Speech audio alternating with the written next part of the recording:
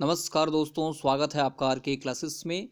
दोस्तों, बिहार दरोगा 75 दिन की सीरीज में ज्योग्राफी में आज हम लोग अफ्रीका महाद्वीप को पढ़ेंगे।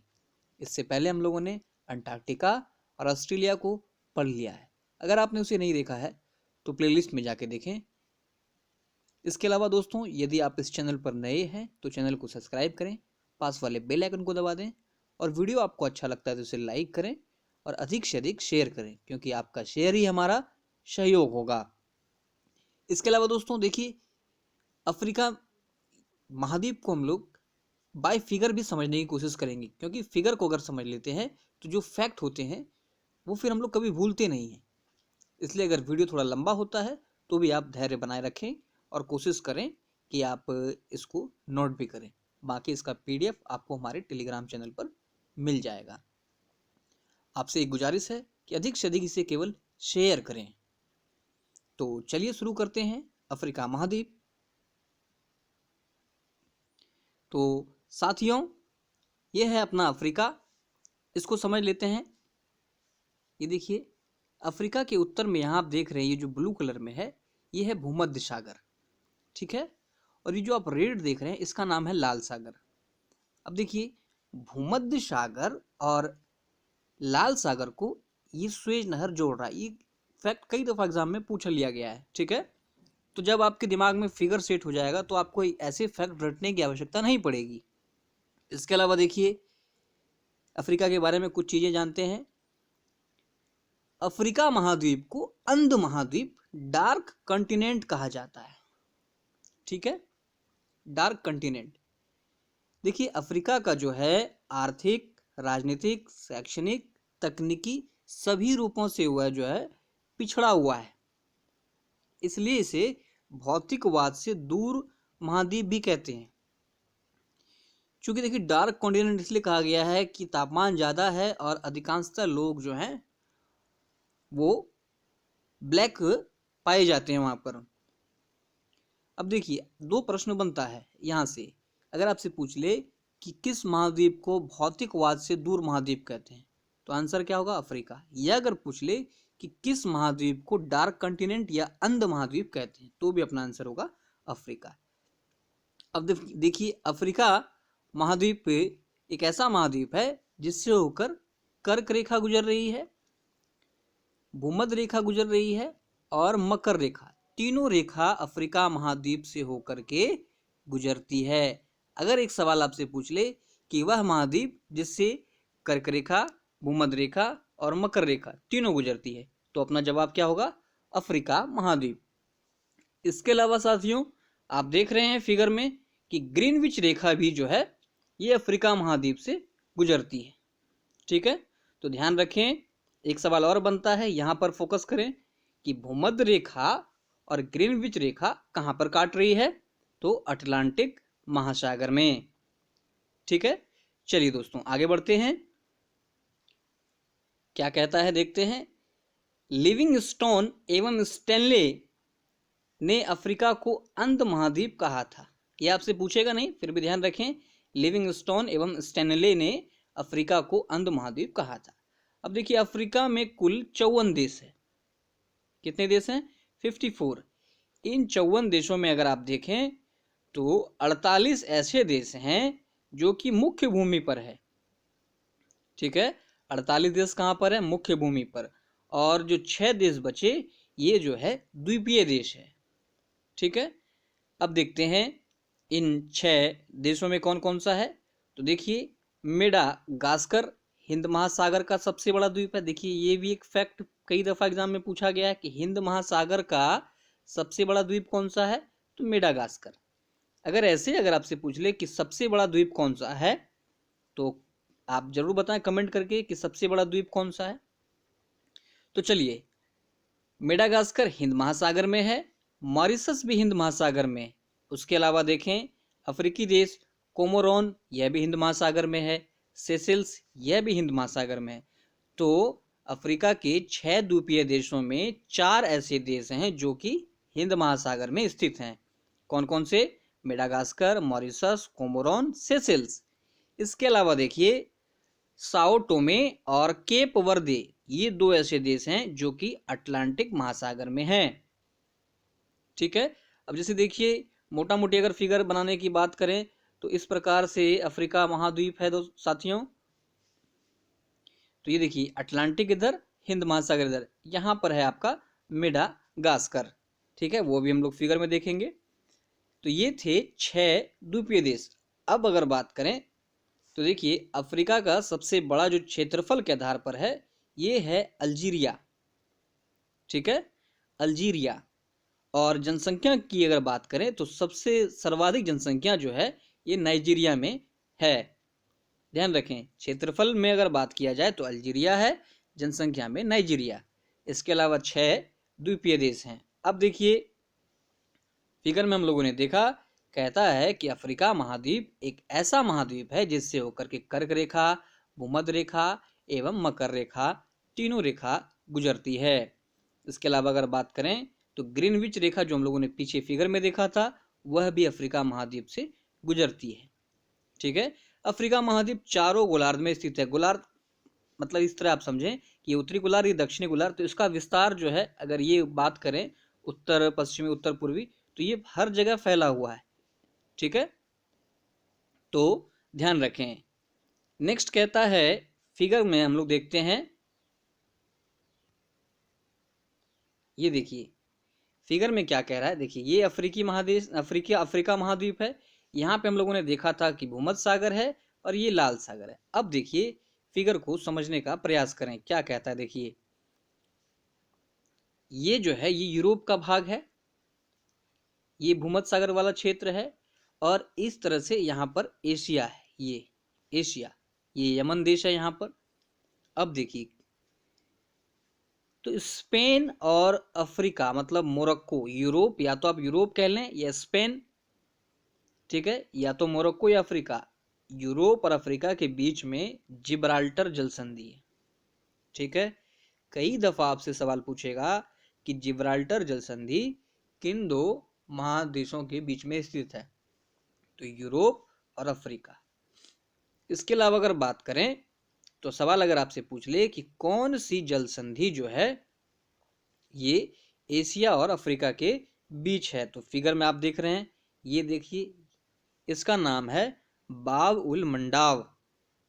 यहां पर अगर आप डॉटेड पॉइंट देख रहे हैं तो यहां पर ही है अदन की खाड़ी, ध्यान रखिए।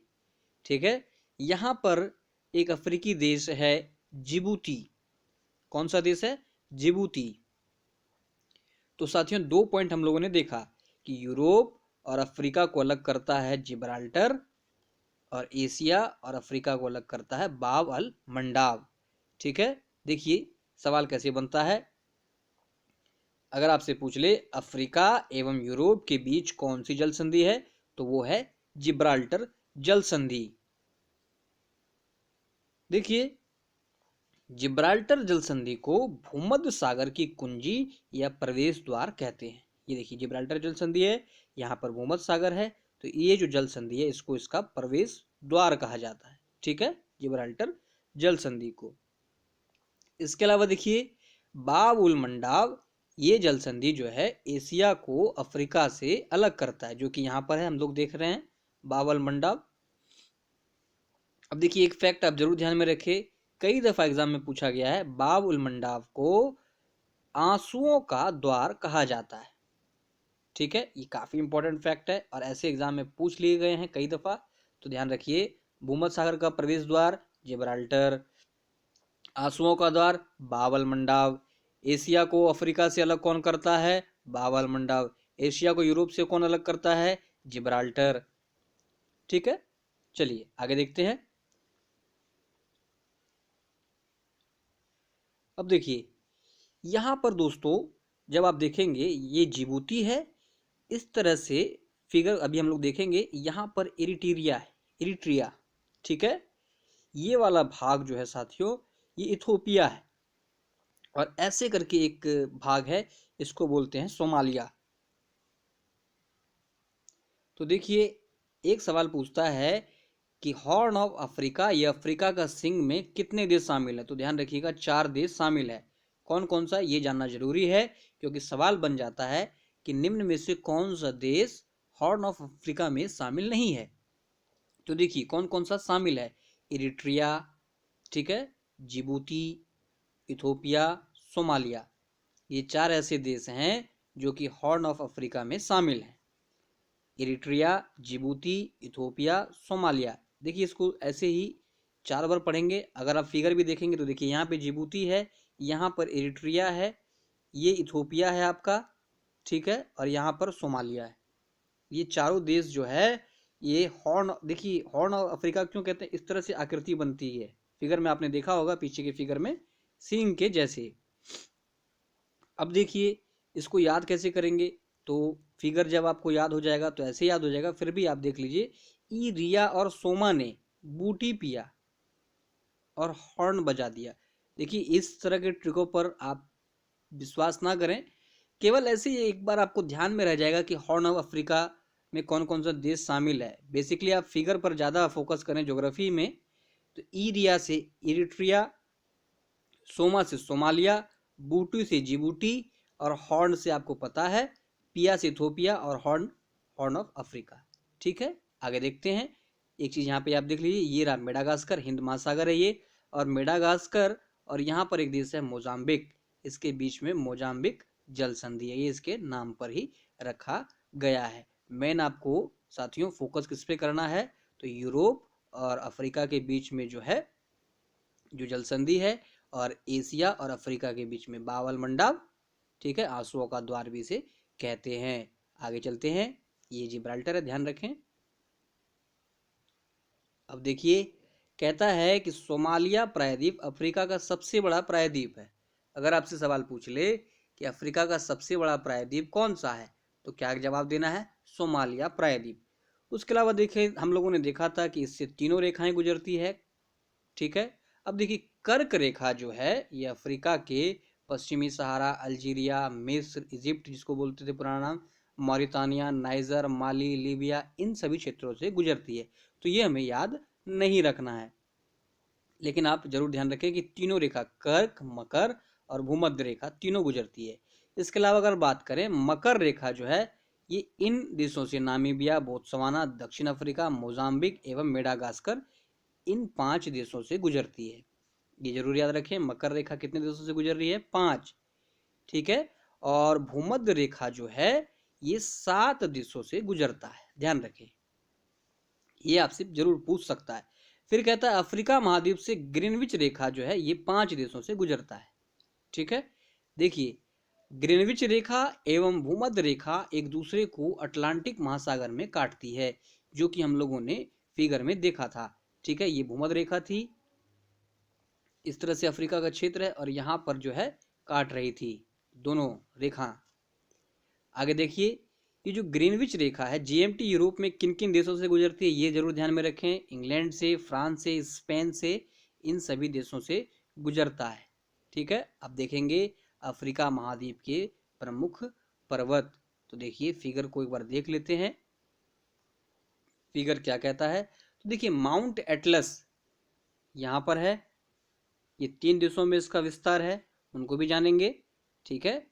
आगे देखेंगे, फिर जब आप यहाँ पर देखेंगे केन्या में है माउंट केन्या, ठीक है साथियों। माउंट देखिए आप फिगर की स्थिति को आप जरूर ध्यान में रखेंगे, माउंट केन्या किस जगह पर है, तो इस जगह पर है। मोटा मोटा रफ फिगर आप बनाइए, 2-3 बार प्रैक्टिस करिएगा, निश्चित ही याद हो जाएगा। माउंट एटलस यहाँ पर है, केन्या में है माउंट केन्या, किलीमंजारो, ठीक है, किलीमंजारो तंजानिया में है, मिटुम्बा, माउंट मिटुम्बा जायरे में है, कैमरून में कैमरून है, माउंट कैमरून। फिर देखिए यहाँ पर एक पर्वत है जिसका नाम है अर्के आर्क से स्वर्गिया, ठीक है। देखिए तंजानिया जो है ये अफ्रीका की सबसे ऊंची चोटी है। सवाल अगर आपसे पूछ ले कि अफ्रीका की सबसे ऊंची चोटी कौन सी है, तो इसका नाम है तंजानिया, ठीक है।